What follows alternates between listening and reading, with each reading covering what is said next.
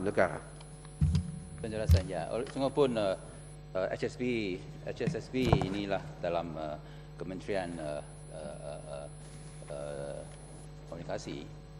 Tapi oleh kerana mesti pun adalah libat dalam perkara ini. Adakah mesti Yang Berhormat Menteri bersetujui bahawa pemberian kontrak SSB kepada Telekom secara memperkuatkan sistem monopoli tidak akan membantu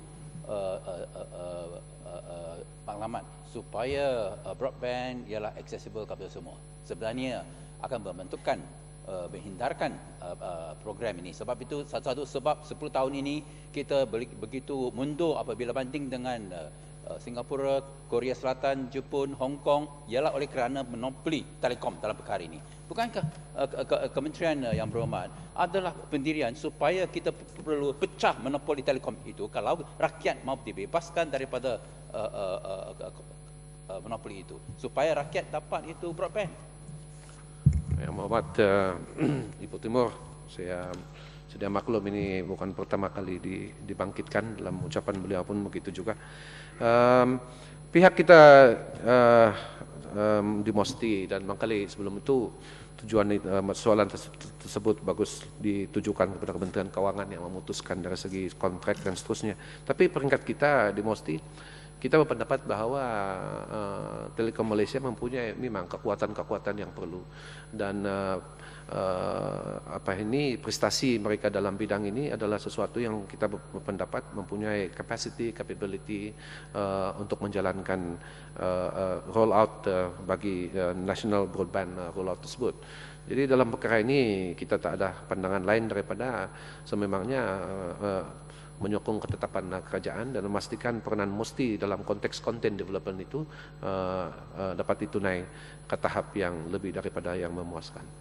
So, kali tujukan kepada Kementerian berkaitan. Ya, penting mengenai perkara ini. Saya berheran kenapa Yang Berhormat Menteri tersebut perkara ini patutlah dirujuk kepada Kementerian Keuangan.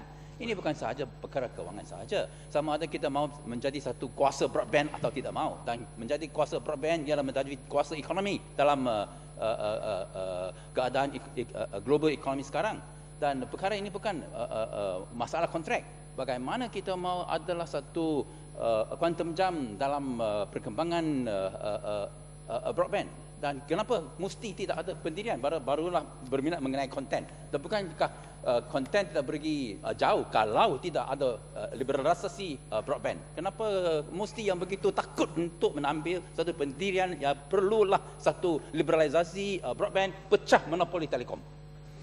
Ini bukan soal takut, tetapi kita seperti yang saya katakan tadi, kita pun telah terlibat juga untuk meneliti submission yang dibuat oleh pihak lain untuk terlibat dalam soal broadband rollout ini. Dan apabila telah diputuskan bahwa itulah syarikat yang mempunyai capability dan long term plan dan financing semuanya, maka kita telah, saya katakan tadi, setuju dengan pandangan tersebut. Saya hanya katakan di sini bahwa dalam setekar pengetahuan kita di MOSTI, walaupun TM adalah yang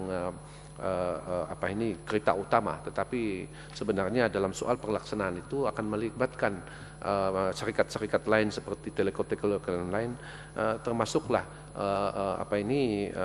syarikat-syarikat kecil dan besar, dan pihak kita dari Sabah dan Sarawak telah pun mengemukakan bahwa melibatkan syarikat-syarikat tempatan bekerjasama dengan telcos yang besar. Jadi dia bukan sebenarnya akan monopoli dalam soal pelaksanaan.